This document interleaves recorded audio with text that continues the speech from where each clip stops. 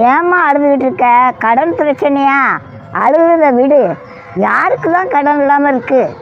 ஏசப்பாவுக்கு பண கஷ்டம் வந்தது, அது உனக்கு தெரியுமாம்மா?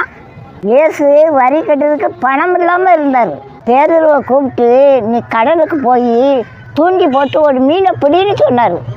பேதுரு தூண்டி போட்டு ஒரு மீனை பிடிச்சி வாயை திறந்து பார்த்தா அது உள்ளுக்கு வெள்ளி பணம் இருந்தது.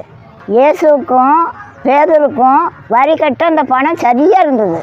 இது ஆச்சரியமாக இருக்குல்லம்மா. நான் மீன் வாங்கி வாயை திறந்து பார்த்தா நண்டும் நட்டையமாக தான் இருக்குது, வெள்ளி பணத்தை காணோம். அதாம்மா இயேசு அதிசயங்களை செய்யக்கூடிய கடவுள். நீனு ஏசப்பாட்ட மன்றாடி ஜெபம் பண்ணுமா, உன் கடனையும் ஏசப்பா அதிசயமாக அடைச்சி முடிப்பாருமா. ஊர் உலகத்துக்கெல்லாம் நீ கடன் கொடுப்பம்மா, நீ கடன் வாங்க மாட்டேம்மா. நான் பெற்ற தாய் மாதிரி சொல்லம்மா.